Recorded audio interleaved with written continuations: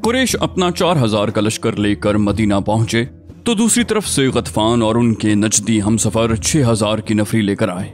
इस लश्कर के मुकाबले के लिए रसूलुल्लाह सल्लल्लाहु अलैहि वसल्लम भी 3000 मुसलमानों की नफरी लेकर तशरीफ लाए और कोहे सिला की तरफ पुश्त करके किलाबंदी की शक्ल इख्तियार कर ली। सामने खंदक थी जो मुसलमानों और कुफ्फार के दरमियान हाइल थी। मुसलमानों का कोड वर्ड हामीम ला यंसरून था। मदीने का इंतजाम हजरत इब्ने उम्मे मक्तूम के हवाले किया गया था और औरतों और बच्चों को मदीने के कलों और गड़ियों में महफूज कर दिया गया था। जब मुशरिकीन हमले की नीयत से मदीने की तरफ बढ़े तो क्या देखते हैं कि एक चौड़ी सी खंदक उनके और मदीने के दरमियान हाइल है। मजबूरन उन्हें मुहासरा करना पड़ा। हालांकि वो घरों से चलते वक्त इसके लिए तैयार होकर नहीं आए थे, क्योंकि दिफा का ये मंसूबा खुद उनके बकौल एक ऐसी चाल थी जिससे अरब वाकिफ ही न थे। लिहाजा उन्होंने इस मामले को सिरे से अपने हिसाब में दाखिल ही न किया था। मुशरिकीन खंदक के पास पहुंचकर गैज़ व गज़ब से चक्कर काटने लगे। उन्हें ऐसे कमजोर नुक्ते की तलाश थी जहां से वो उतर सकें। इधर मुसलमान उनकी गर्दिश पर पूरी नजर रखे हुए थे और उन पर तीर बरसाते रहते थे ताकि उन्हें खंदक के करीब आने की जरूरत न हो, वो उसमें न कूद सकें और न मिट्टी डालकर उबूर करने के लिए रास्ता बना सकें। उधर कुरैश के शहसवारों को गवारा न था कि खंदक के पास मुहासरे के नताइज के इंतजार में बेफायदा पड़े रहें।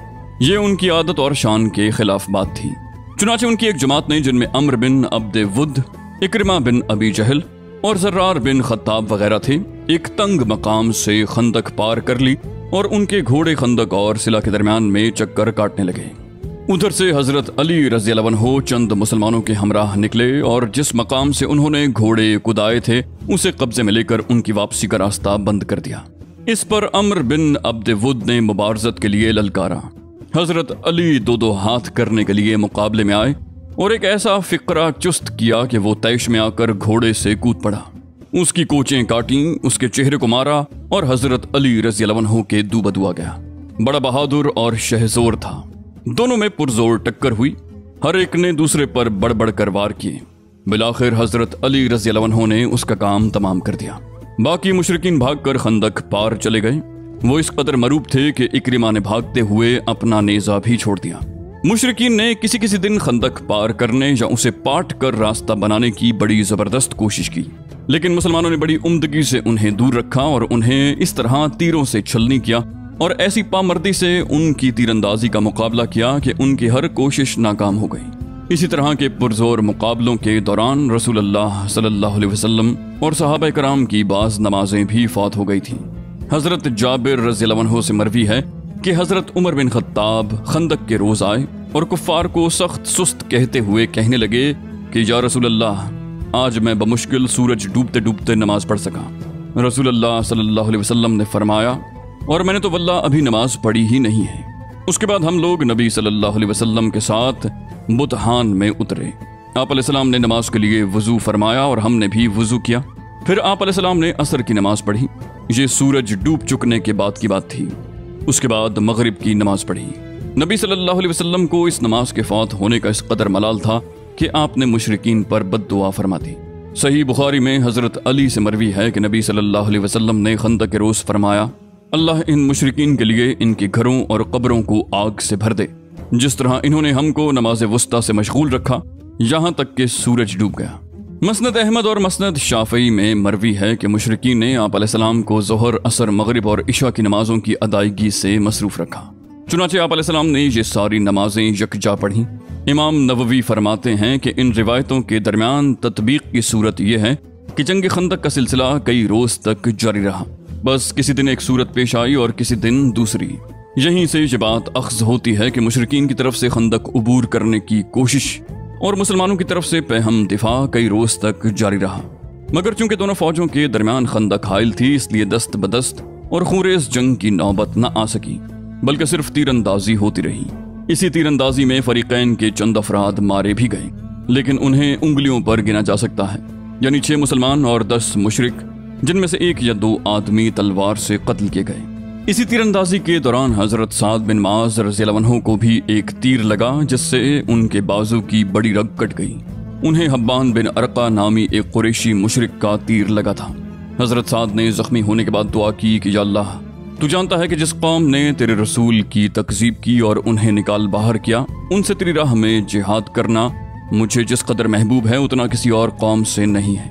اے اللہ، میں سمجھتا ہوں کہ اب تو نے ہماری اور ان کی جنگ کو آخری مرحلے تک پہنچا دیا ہے، پس اگر قریش کی جنگ کچھ باقی رہ گئی ہو تو مجھے ان کے لیے باقی رکھ کہ میں ان سے تیری راہ میں جہاد کروں، اور اگر تو نے لڑائی ختم کر دی ہے تو اسی زخم کو جاری کر کے اسے میری موت کا سبب بنا دے۔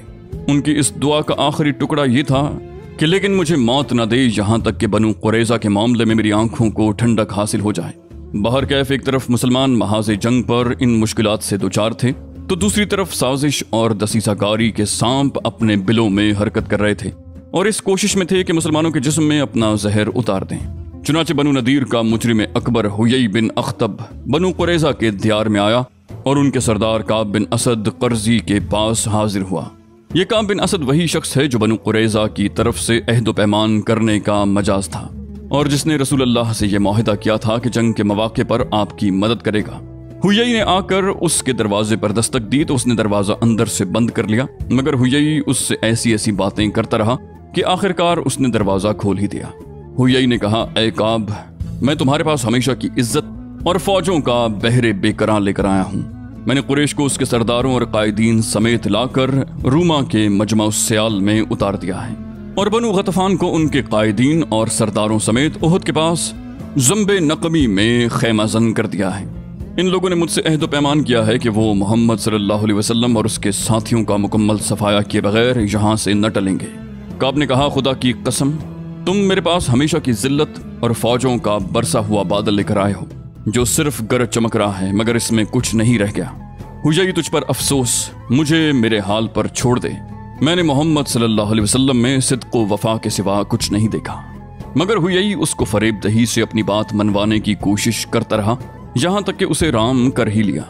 البتہ اسے اس مقصد کے لیے یہ عہد و پیمان کرنا پڑا کہ اگر قریش نے محمد صلی اللہ علیہ وسلم کو ختم کیے بغیر واپسی کی راہ لی تو میں بھی تمہارے ساتھ تمہارے قلعے میں داخل ہو جاؤں گا، پھر جو انجام تمہارا ہوگا وہی میرا بھی ہوگا۔ حیی کے اس پیمانے وفا کے بعد کعب بن اسد نے رسول اللہ صلی اللہ علیہ وسلم سے کیا ہوا عہد توڑ دیا اور مسلمانوں کے ساتھ طے کی ہوئی ذمہ داریوں سے بری ہو کر ان کے خلاف مشرکین کی جانب سے جنگ میں شریک ہو گیا۔ اس کے بعد قریظہ کے یہود عملی طور پر جنگی کارروائیوں میں مصروف ہو گئے۔ ابن اسحاق کا بیان ہے کہ حضرت صفیہ بنت عبد المطلب حضرت حسان بن ثابت کے فارے نامی قلعے کے اندر تھیں۔ حضرت حسان عورتوں اور بچوں کے ساتھ وہیں تھے۔ حضرت صفیہ کہتی ہیں کہ ہمارے پاس سے ایک یہودی گزرا اور قلعے کا چکر کاٹنے لگا۔ یہ اس وقت کی بات ہے کہ جب بنو قریظہ رسول اللہ صلی اللہ علیہ وسلم سے کیا ہوا عہد و پیمان توڑ کر آپ علیہ السلام سے برسر پیکار ہو چکے تھے اور ہمارے اور ان کے درمیان کوئی نہ تھا جو ہمارا دفاع کرتا۔ رسول اللہ صلی اللہ علیہ وسلم مسلمانوں سمیت دشمن کے بالمقابل پھنسے ہوئے تھے۔ اگر ہم پر کوئی حملہ آور ہو جاتا تو آپ انہیں چھوڑ کر آ نہیں سکتے تھے۔ اس لیے میں نے کہا، اے حسان، یہ یہودی جیسا کہ آپ دیکھ رہے ہیں قلعے کے چکر لگا رہا ہے اور مجھے خدا کی قسم اندیشہ ہے کہ یہ باقی یہود کو بھی ہماری کمزوری سے آگاہ کر دے گا۔ ادھر رسول اللہ صلی اللہ علیہ وسلم اور صحابہ کرام اس طرح پھنسے ہوئے ہیں کہ ہماری مدد کو نہیں آ سکتے، لہٰذا آپ جائیے اور اسے قتل کر دیجیے۔ حضرت حسان نے کہا، واللہ آپ جانتی ہیں کہ میں اس کام کا آدمی نہیں۔ حضرت صفیہ کہتی ہیں کہ اب میں نے خود اپنی کمر باندھی، پھر ستون کی ایک لکڑی لی اور اس کے بعد قلعے سے اتر کر اس یہودی کے پاس پہنچی اور لکڑی سے مار مار کر اس کا خاتمہ کر دیا۔ اس کے بعد قلعے میں واپس آئی اور حسان رضی اللہ عنہ سے کہا، جائیے اس کے ہتھیار اور اسباب اتار لیجیے، چونکہ وہ مرد ہے اس لیے میں نے اس کے ہتھیار نہیں اتارے۔ حسان بن ثابت نے کہا، مجھے اس کے ہتھیار اور سامان کی کوئی ضرورت نہیں۔ حقیقت یہ ہے کہ مسلمان بچوں اور عورتوں کی حفاظت پر رسول اللہ صلی اللہ علیہ وسلم کی پھوپھی کے اس جانبازانہ کارنامے کا بڑا گہرا اور اچھا اثر پڑا۔ اس کارروائی سے غالباً یہود نے سمجھا کہ ان قلعوں اور گڑیوں میں بھی مسلمانوں کا حفاظتی لشکر موجود ہے، حالانکہ وہاں کوئی لشکر نہ تھا۔ اس لیے یہود کو دوبارہ اس قسم کی جرت نہ ہوئی، البتہ وہ بت پرست حملہ آوروں کے ساتھ اپنے اتحاد اور انضمام کا عملی ثبوت پیش کرنے کے لیے انہیں مسلسل رسد پہنچاتے رہے، حتیٰ کہ مسلمانوں نے ان کی رسد کے 20 اونٹوں پر قبضہ بھی کر لیا۔ بہرحال یہود کی عہد شکنی کی خبر رسول اللہ صلی اللہ علیہ وسلم کو معلوم ہوئی تو آپ علیہ السلام نے فوراً اس کی تحقیق کی طرف توجہ فرمائی تاکہ بنو قریظہ کا موقف واضح ہو جائے اور اس کی روشنی میں فوجی نقطہ نظر سے جو اقدام مناسب ہو اختیار کیا جائے۔ چنانچہ آپ علیہ السلام نے اس خبر کی تحقیق کے لیے حضرت سعد بن معاذ، سعد بن عبادہ، عبداللہ بن رواحہ اور خوات بن جبیر رضی اللہ عنہم کو روانہ فرمایا اور ہدایت کی کہ جاؤ دیکھو بنی قریظہ کے بارے میں جو کچھ معلوم ہوا ہے وہ واقعی صحیح ہے یا نہیں۔ اگر صحیح ہے تو واپس آ کر صرف مجھے بتا دینا، اور وہ بھی اشاروں میں، تاکہ لوگوں کے حوصلے پست نہ ہوں، اور اگر وہ عہد و پیمان پر قائم ہیں تو پھر لوگوں کے درمیان اعلانیہ اس کا ذکر کر دینا۔ جب یہ لوگ بنو قریظہ کے قریب پہنچے تو انہیں انتہائی خباثت پر آمادہ پایا۔ انہوں نے اعلانیہ گالیاں بکیں، دشمنی کی باتیں کی اور رسول اللہ صلی اللہ علیہ وسلم کی اہانت کی۔ کہنے لگے اللہ کا رسول کون؟ ہمارے اور محمد کے درمیان کوئی عہد ہے نہ پیمان۔ یہ سن کر وہ لوگ واپس آ گئے اور رسول اللہ صلی اللہ علیہ وسلم کی خدمت میں پہنچ کر صورتحال کی طرف اشارہ کرتے ہوئے صرف اتنا کہا، عدل اور قارہ۔ مقصود یہ تھا کہ جس طرح عدل اور قارہ نے اصحاب رجی کے ساتھ بدعہدی کی تھی، اسی طرح یہود بھی بدعہدی پر تلے ہوئے ہیں۔ باوجود کہ ان صحابہ کرام نے اخفاء حقیقت کی کوشش کی، لیکن عام لوگوں کو صورتحال کا علم ہو گیا اور اس طرح ایک خوفناک خطرہ ان کے سامنے مجسم ہو گیا۔ در حقیقت اس وقت مسلمان نہایت نازک صورتحال سے دوچار تھے۔ پیچھے بنو قریظہ تھے جن کا حملہ روکنے کے لیے ان کے اور مسلمانوں کے درمیان کوئی نہ تھا۔ آگے مشرکین کا لشکر جرار تھا جنہیں چھوڑ کر ہٹنا ممکن نہ تھا۔ پھر مسلمان عورتیں اور بچے تھے جو کسی حفاظتی انتظام کے بغیر بدعہد یہودیوں کے قریب ہی تھے۔ اس لیے لوگوں میں سخت اضطراب برپا ہوا جس کی کیفیت اس آیت میں بیان کی گئی ہے۔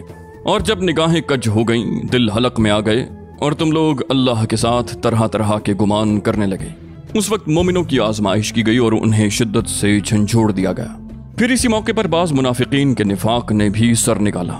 چنانچہ وہ کہنے لگے کہ محمد تو ہم سے وعدے کرتے تھے کہ ہم کیسر و کسرا کے خزانے پائیں گے، اور یہاں یہ حالت ہے کہ پیشاب پاخانے کے لیے نکلنے میں بھی جان کی خیر نہیں۔ بعض اور منافقین نے اپنی قوم کے اشراف کے سامنے یہاں تک کہا کہ ہمارے گھر دشمن کے سامنے کھلے پڑے ہیں، ہمیں اجازت دیجیے کہ ہم اپنے گھروں کو واپس چلے جائیں، کیونکہ ہمارے گھر شہر سے باہر ہیں۔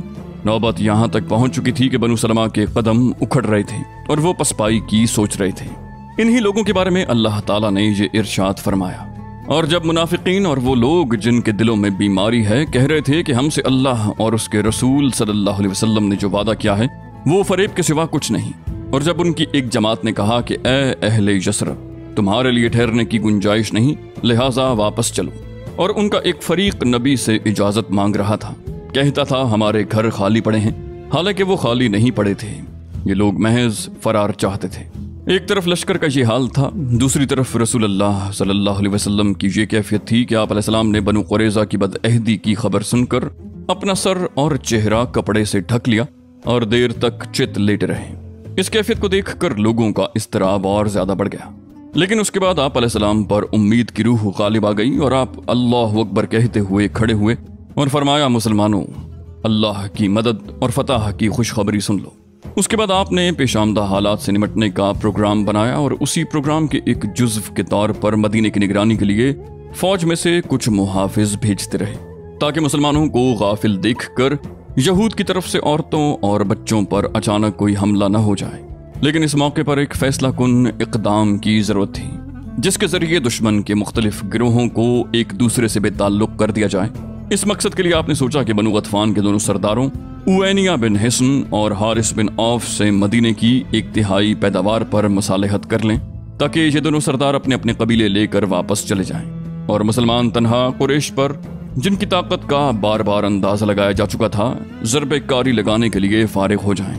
اس تجویز پر کچھ گفت و شنید بھی ہوئی، مگر جب آپ علیہ السلام نے حضرت سعد بن عبادہ اور حضرت سعد بن معاذ سے اس تجویز کے بارے میں مشورہ کیا تو ان دونوں نے بیک زبان عرض کیا کہ یا رسول اللہ، اگر اللہ نے آپ کو اس کا حکم دیا ہے تب تو بلا چونچراں تسلیم ہے، اور اگر محض آپ ہماری خاطر ایسا کرنا چاہتے ہیں تو ہمیں اس کی ضرورت نہیں۔ جب ہم لوگ اور یہ لوگ دونوں شرک و بت پرستی پر تھے تب تو یہ لوگ میزبانی یا خرید و فروخت کے سوا کسی اور صورت سے ایک دانے کی بھی طمع نہیں کر سکتے تھے، تو بھلا اب جب کہ اللہ نے ہمیں ہدایت اسلام سے سرفراز فرمایا ہے اور آپ کے ذریعے عزت بخشی ہے، ہم انہیں اپنا مال دیں گے؟ واللہ ہم تو انہیں صرف اپنی تلوار دیں گے۔ آپ علیہ السلام نے ان دونوں کی رائے کو درست قرار دیا اور فرمایا کہ جب میں نے دیکھا کہ سارا عرب ایک کمان کھینچ کر تم پر پل پڑا ہے تو محض تمہاری خاطر میں نے یہ کام کرنا چاہا تھا۔ پھر الحمدللہ اللہ کا کرنا ایسا ہوا کہ دشمن ذلیل ہو گئے، ان کی جمعیت شکست کھا گئی اور ان کی قوت ٹوٹ گئی۔ ہوا یہ کہ بنو غطفان کے ایک صاحب جن کا نام نعیم بن مسعود بن عامر تھا، رسول اللہ کی خدمت میں حاضر ہوئے اور عرض کی کہ اے اللہ کے رسول، میں مسلمان ہو گیا ہوں لیکن میری قوم کو میرے اسلام لانے کا علم نہیں، لہٰذا آپ مجھے کوئی حکم فرمائیے۔ رسول اللہ نے فرمایا تم فقط ایک آدمی ہو، لہٰذا کوئی فوجی اقدام تو نہیں کر سکتے، البتہ جس قدر ممکن ہو ان کی حوصلہ شکنی کرو، کیونکہ جنگ تو حکمت عملی کا نام ہے۔ اس پر حضرت نعیم فوراً ہی بنو قریظہ کے ہاں پہنچے۔ جاہلیت میں ان سے ان کا بڑا میل جول تھا۔ وہاں پہنچ کر انہوں نے کہا آپ لوگ جانتے ہیں کہ مجھے آپ لوگوں سے محبت اور خصوصی تعلق ہے۔ انہوں نے کہا جی ہاں۔ نعیم نے کہا اچھا تو سنیے کہ قریش کا معاملہ آپ لوگوں سے مختلف ہے۔ یہ علاقہ آپ کا اپنا ہے، جہاں آپ کا گھر بار ہے، مال و دولت ہے، بچے ہیں، آپ اسے چھوڑ کر کہیں اور نہیں جا سکتے۔ مگر جب قریش اور غطفان محمد صلی اللہ علیہ وسلم سے جنگ کرنے آئے تو آپ نے محمد کے خلاف ان کا ساتھ دیا۔ ظاہر ہے کہ ان کا یہاں نہ گھر بار ہے، نہ مال و دولت، نہ بال بچے، اس لیے انہیں موقع ملا تو کوئی قدم اٹھائیں گے، ورنہ بوریا بستر باندھ کر رخصت ہو جائیں گے۔ پھر آپ لوگ ہوں گے اور محمد ہوں گے، لہٰذا وہ جیسے چاہیں گے آپ سے انتقام لیں گے۔ اس پر بنو قریظہ چونکے اور بولے نعیم بتائیے اب کیا کیا جا سکتا ہے؟ انہوں نے کہا دیکھیے قریش جب تک آپ لوگوں کو اپنے کچھ آدمی یرغمال کے طور پر نہ دیں، آپ ان کے ساتھ جنگ میں شریک نہ ہوں۔ قریظہ نے کہا آپ نے بہت مناسب رائے دی ہے۔ اس کے بعد حضرت نعیم سیدھے قریش کے پاس پہنچے اور بولے آپ لوگوں سے مجھے جو محبت اور جذبہ خیر خواہی ہے اسے تو آپ جانتے ہی ہیں۔ انہوں نے کہا جی ہاں۔